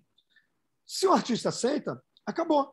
Aí ele vai dizer que foi negociado. Então, o outro lado diz que foi negociado. Esse é o problema. Então, dizer que uma associação de gestão coletiva ou que a gestão coletiva não é uma possibilidade de advento de poder para essa categoria é uma falácia. Hoje, é a única possibilidade. Não é nos Estados Unidos, porque nos Estados Unidos não tem entidade de gestão coletiva. É exatamente o Screen Actors Guild. Na verdade, são os sindicatos, a SAG-AFTRA, que se uniram os dois sindicatos. É por isso que lá eles têm força, que eles vão lá e dizem não pode se aceitar esse contrato, porque o contrato precisa ser assinado, visado pelo sindicato. Se você dá à Associação de Gestão Coletiva o poder de autorizar, de visar um contrato, e esse contrato vai prever uma diminuição de 10% do total para 5% de uma média, eu aposto para você que o dirigente vai dizer essa cláusula é ilegal e não vai ser aceita. Ou também, que ela não seja ilegal, aceita ela não vai ser por essa coletividade. Então, dizer que a gestão coletiva não pode ser um argumento ou um sistema protetivo é uma falácia. É que é nos Estados Unidos porque tem mais força. E por que tem mais força? Porque tem mais dinheiro. E por que tem mais dinheiro? Porque o sistema é de distribuição norte-americana também. Entende? Então, assim, concluindo, é mais negócio receber na reexibição, não é uma questão de ser mais ou menos negócio. Você recebe no contrato, você negocia bem ou mal no contrato, de acordo com várias circunstâncias. A remuneração você irá receber. O que a gestão coletiva, por meio da Interartes Brasil, quer fazer? Que desde a primeira exibição você receba, e principalmente a partir de agora, com novas modalidades de multiplicação de acesso às obras. Exato, Jaqueline. Há alargamento da atuação. É inevitável que haja a negociação, onde não há sindicatos com poder. No caso do Brasil, os sindicatos são estaduais. Como é que você vai conseguir uma unicidade de pensamento em 27 estados da federação, mais o Distrito Federal? Não tem como. A entidade é uma só. Pode fazer uma outra associação de gestão coletiva? Pode. Vai concorrer com a Interartes Brasil? Vai. E aí? E aí, tudo bem, querido, vamos nessa. Vamos nessa. Mas tem uma diferença com relação à ECAD, né? A ECAD não pode existir uma outra entidade de gestão coletiva de direitos de música, né? Muito bem colocado, porque o ECAD é uma invenção brasileira para resolver a multiplicação da existência de associações. Porque, como o sistema não era um sistema maduro, foram surgindo associações. E aí as associações iam cobrando aqueles que eram representados por elas. Até que a lei, em 73, falou, opa, peraí, aí não dá. Então vamos fazer o seguinte, vamos juntar todo mundo num escritório só para arrecadar e distribuir, e aí cada um recebe de acordo com a sua participação. O que acontece é que, ao longo da década de 70, 80 e 90, figuras nessas associações, dirigentes, foram criando uma circunstância de poder em que a representatividade foi se esvaziando, porque o sujeito dirigente de uma associação de gestão coletiva, de repente, não era um músico, mas era alguém da indústria, ou nem era alguém da indústria, mas era um advogado. E aí o sistema acabou operando para si mesmo e não para os titulares. Isso vem sendo corrigido desde a lei de 2013, mas não dá para você pegar 40, 50 anos e desfazer essa sistemática, mas tem melhorado muito, a tendência é melhorar. O que acontece com uma associação como a Interartes? O intérprete fala comigo, o que, aliás, me dá muito trabalho, o que não deveria, só que eu não tenho estrutura. Então, hoje, a personificação da associação é na minha figura, da presidente Glória Pires, de alguns conselheiros, né, porque são 12 conselheiros hoje, Tiago Lacerda, Cássia Kiss, Carolina Ferraz, Bel Kutner, enfim, uma galera, Larissa Maciel, tem uma galera. Mas, ao mesmo tempo, do ponto de vista do trabalho cotidiano, fica concentrado na minha figura. A gestão coletiva, ela permite não só uma ampliação da arrecadação, uma exatidão na distribuição, aproveitando a pergunta da Gabriela, né, pela questão do visionado, mas também esse equilíbrio nas circunstâncias. E aí, vamos ser sinceros. O espaço de atuação dos artistas no audiovisual só diminui. Agora existe uma majoração em projetos de lei na reforma tributária para pagar mais tributos como pessoa jurídica também. Existe uma ocupação desse terreno que era típico dos atores e atrizes por outras personalidades, pelos youtubers, pelos instagramers, pelos influenciadores digitais. Então, existe toda uma circunstância histórica, não é queixa isso, não estou fazendo uma queixa, não estou sendo queixoso, estou dizendo que, historicamente, o espaço dessa turma vai cada vez diminuindo. Quanto menos direito, quanto menos espaço, mais importante se fortalecer isso coletivamente. Agora, é curioso, na década de 80 e 90, ninguém se unia por uma associação forte. Por quê? Porque tinha salários altos, tinha boas posições, não queria perder as posições que tinham individualmente. Agora que é importante ter, e isso é uma queixa que eu faço aos próprios artistas, publicamente, agora que há uma diminuição desse poder, é imperioso você atribuir esse poder a uma associação de gestão coletiva. Exatamente. Demorar para reclamar, Jaqueline, é fatal. Eu tenho falado do streaming, e não porque eu sou Nostradamus nem Pitomisa, há 5 anos. Eu digo, a discussão não vai ser TV aberta nem TV a cabo. Vamos pensar no streaming. O streaming vai impor regras. Netflix, Amazon, HBO. A Amazon quer ir para a Lua, ela não quer pagar direito para os artistas. Ela não vai. A margem dela pode ser pequena, mas ela ganha numa coletividade em escala. A artista não tem escala. Então, para que tenha uma compensação, tem que ter uma mínima participação da escala. Agora, dizer que isso é sociedade para os artistas, dizer que os artistas já ganham muito, é que é cansativo. Tem que responder esse tipo de colocação, juro para vocês, é cansativo. 20 anos falando o óbvio. Né? O meu objetivo aqui, Isabela sabe, além de colaborar com a OMP, e eu preciso dizer que a Isabela faz uma organização absolutamente primorosa desse curso, que é dificílimo, gente.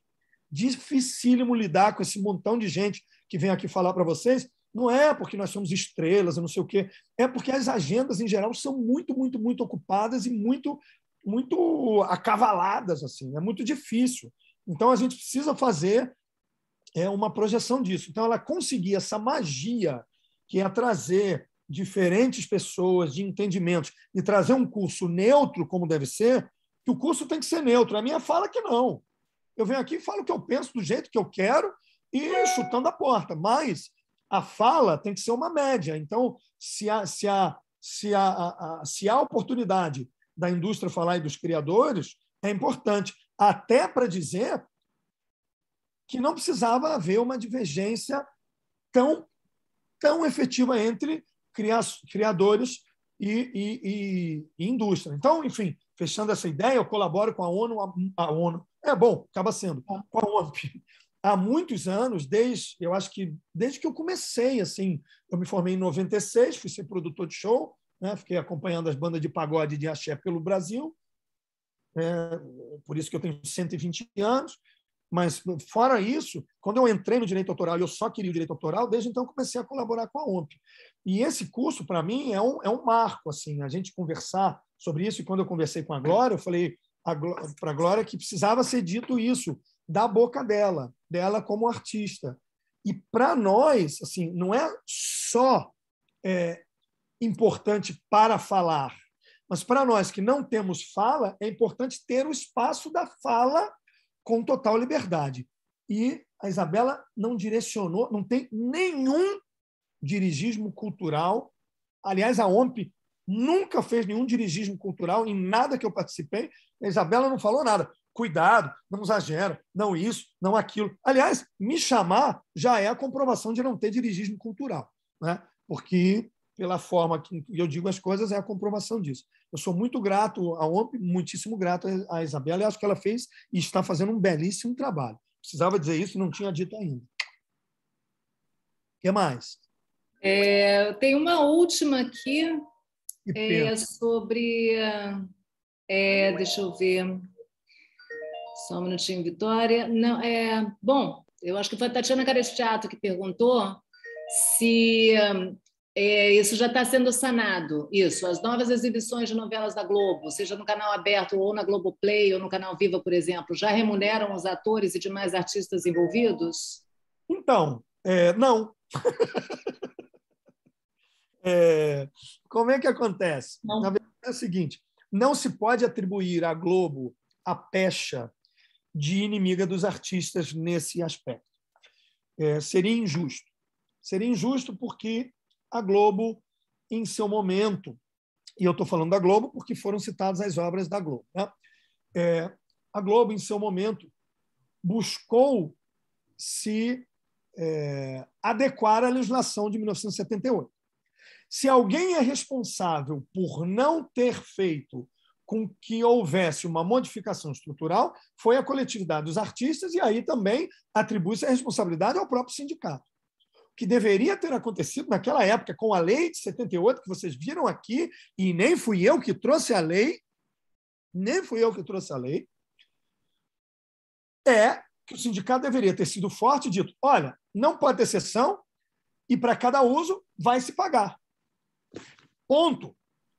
Qual é o problema? E aí agora a gente faz a ressalva, dando aliviando um pouco a barra do sindicato como instituição e dos próprios artistas. Só existia a própria emissora e só existia reexibição. Não existia outra hipótese. Então, enfim, é compreensível que historicamente tenha acontecido isso. O que não é compreensível é que essa associação que eu dirijo e dou minha vida, e aqui a diferença dos cabelos brancos, é que até hoje, num país como o Brasil, a gente não tenha uma arrecadação constante, eficaz, equilibrada, com viés social e de braços dados com a indústria. De braços dados. Artista não é inimigo de contratante, gente. Artista não é inimigo de produtor. Artista não é inimigo da Amazon, do HBO, da Netflix. Se pedirem direito de resposta, pode dar para todo mundo. Só tem um problema. Por que normalmente não pedem direito de resposta para mim? Porque eu vou dizer e vou fazer perguntas que eles não querem responder. São contratos de adesão, não pode ser assim. Se é contrato de adesão, tem que dar uma compensação. E a compensação não é pagar o que se paga no mercado. Basta comparar com a música.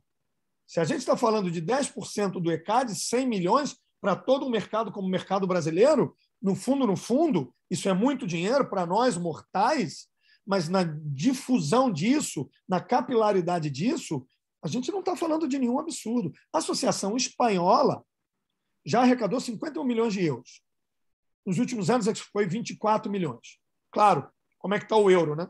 Mas, câmbio à parte, 24 milhões para um país de 45 milhões de habitantes. Tem um ticket médio mais alto, tem uma potencialidade, mais ou menos. Porque a gente está falando de 200 milhões e mais, cada vez mais. enquanto não matarem a gente. Tem matado, né? Mas, enfim, isso é outra coisa. Então, eu acho muito interessante que a indústria queira popularizar o acesso às obras e não reconhecer que os artistas, criadores, melhor dizendo, roteiristas, diretores também, possam ter uma parcela nesse incremento. Ou seja, o que a gente está falando aqui?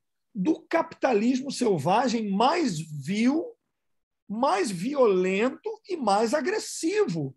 Não vou diminuir 1 centavo o meu lucro porque eu tenho ações. Desculpa, isso não é justo. Não dá para dizer que o problema é a lei que não prevê isso ou aquilo. É mentira, é mantra performático. A questão é econômica. Para nós, é ideológica e filosófica. Porque se o cara não recebe nada, eu não estou dizendo que tem que ser milhões. Eu não estou dizendo que tem que pagar 200 milhões amanhã. Eu estou dizendo qual é o tamanho do mercado. Só isso. Quanto que deve ser? Vamos sentar para conversar. Mas como é que você negocia com alguém que não senta para conversar com você porque você não tem direito? Né? Aí as mulheres votam quando? Na Suíça. 74. Aí o Brasil abole a escravidão quando? O último país. Então é isso que a gente está falando. E aí, claro que vão dizer a histeria do Victor Drummond comparando escravidão com o direito das mulheres e não sei o quê. É que é isso, caceta. Depois põe o pi aí. É isso, não é outra coisa. Quem tem direito não precisa lutar por direito. Quem tem direito não precisa lutar por direito. Quem luta é quem não tem. Pô, não faz diferença, é a mesma coisa, com seus graus, com as suas circunstâncias. Agora, um país como o nosso, que está se mostrando conservador, anacrônico com a legislação, violento com aqueles que buscam direitos, violento com as mulheres, com os negros. É óbvio que vai ser violento nesse sentido genérico com os artistas. Não tem ideia. E assim, também não me apontem, dizer, está falando isso da sua posição fácil, de não sei o quê, que é branco, hétero, cis, não sei o quê. Não, eu estou falando que isso é o que eu defendo. Aí vem um outro e diz, isso é uma histeria fazer isso pelos artistas. Já falei muito histeria, né? Que eles me acusam muito disso, de neurose e histeria. E fica dizendo isso todo o tempo, não tem outras coisas para defender? Cara, essa é que caiu no meu colo. Essa é a luta que caiu no meu colo. Eu fui fazer um mestrado, no final de semana fui para a Espanha, fui parar na Associação de Artistas, me deram os livros de presente, me convidaram para me dar uma bolsa no ano 2000. Eu fui lá, entendi, gostei, 4 anos depois comecei a luta. É isso, uai. É o que caía, é o que come para mim. Agora, se não fosse isso, eu não estava no direito autoral, não estava no direito. Eu não queria ser professor, eu não planejei ser professor. Ninguém planeja ser professor, Vitor. Ninguém. Meu doutorado tem 5 anos, sabe? Assim, escrevo pouco do ponto de vista quantitativo, não publico muitos artigos, muitos livros. Pegar minha carreira, eu tenho pouca coisa publicada, mas sempre criticando, sempre do ponto de vista crítico. Então, assim, aí eu acabei não fechando prolixamente, mas o que eu queria dizer é que, para mim, como professor, é uma oportunidade de vir aqui e começar falando para 100 pessoas, agora menos 60, porque falo demais, mas e vender essas ideias no melhor sentido, né? Entregar essas ideias para que a gente possa ter mais gente do nosso lado da trincheira. Porque do outro lado, gente, é só obus, tanque, foguete, e nós estamos aqui de arco e flecha. Nós vamos nessa, entende? Então, eu preciso de mais gente, né, levantando isso. Desculpa se eu me excedi, eu sempre me excedi. E outra coisa, claro que os votos que eu dei à Isabela são para toda a equipe. Eu não citei a equipe toda por não conhecer a equipe toda, mas é óbvio, eu sei que ela fez isso e é gentil a toda a equipe. Um beijo para todas. Érica, Tatiana, Liliana, Silke, Silvano, Maria Fernanda, Adriana e Kátia. Obviamente, as mulheres dominando o ambiente como deve ser. Vitor, é muito bom ter você. Falou tudo aqui, como disse a Natália. Eu acho que é muito importante a gente ver também, né, ter essa visão equilibrada, né, E é claro, tudo que o Vitor falou se aplica também para artistas de maquiagem, figurinistas, né, sonoplastas, para toda a equipe, dubladores, que também são atores, né? Então, eu acho muito interessante, muito importante que a gente veja todos os lados também. Obrigada por representar tão bem a classe, Vitor. Obrigado. Só complementando com um caso Só te que perguntar, aconteceu. Uhum. eu te mandei o link do curso, né? Mandou o link, mas estão perguntando qual é o cupom e estão dizendo que o link não está funcionando ainda. Você deve abrir daqui a pouco, né? Não, na verdade já estaria. O cupom é OMP30. É assim. OMP30. OMP30. Se ele não tiver... Deixa eu ver aqui, só um segundo, que aí a gente já põe esse negócio aqui. Deveria estar já. Tudo maiúsculo, né? OMPI. Não, tudo maiúsculo. Entrou para mim. É? OMP30. Ele vai sair ainda mais barato do que a outra edição. Uhum. Eu achei que dá para todo mundo, botei lá 50 vagas, vamos ver, tomara. A Tayeli falou que está como se não tivesse ingressos disponíveis. Será? Uma inscrição disponível. Aqui para mim está aparecendo não iniciado. Acho que é a venda mesmo que não está aparecendo o maisinho para você adicionar ingresso mesmo. Que engraçado.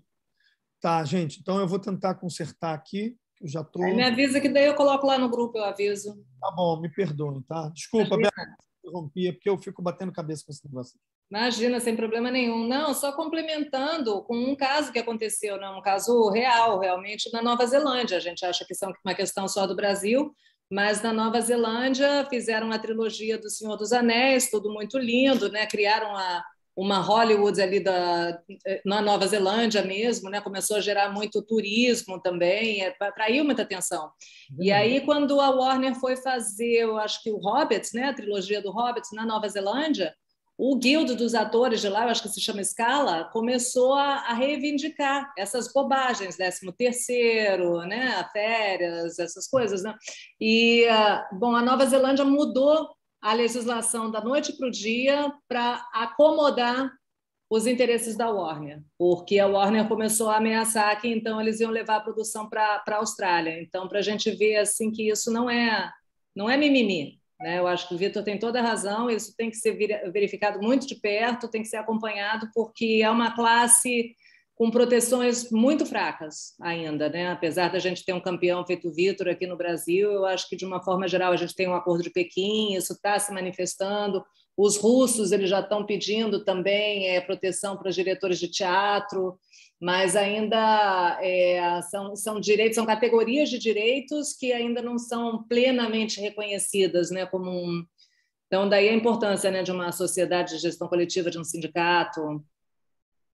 E esse caso da Nova Zelândia chamou muita atenção, é muito interessante. Então, muito obrigada, Vitor. Então, já passamos bastante aqui, parabéns, olha só, parabéns a você principalmente, né, Vitor, que manteve o interesse de quantas pessoas? 55 pessoas até agora, olha, 40 minutos depois, não é pouca coisa não. Amanhã a gente começa às 9h, a gente vai continuar com esse tema de filmes, a gente vai falar de figurinos, fashion law e também licenciamento também, né, vai ser um outro viés também, mas a gente continua nesse tema, né, então de 9h a meio-dia. Vitor é mais do que bem-vindo, eu acho que o Igor também está aqui na aula até agora, são mais do que bem-vindos para assistirem às aulas de amanhã. Amanhã a gente tem a Débora Portilho, né, a amigona de longa data maravilhosa, o Paulo Debon também, que eu acabei de escrever no meu Instagram, ele não é necessário, ele é assim, aquele hortelã em cima do sorvete que faz toda a diferença, né? Daí quando ele solta as coisas, a gente começa a ver tudo com uma outra perspectiva. E o Fábio Pereira, o Fábio Ângulo, também da Verano Associados, que vai falar dos contratos de licenciamento. Então, até amanhã. Qualquer dúvida, eu vou avisando no chat também sobre o curso do Vitor. Muito obrigada, Vitor, que é claro que é com o apoio da OMP também, né? Então, óbvio, já estamos lá também. Obrigada, Vitor. Beijo. Beijo, até amanhã, todo mundo.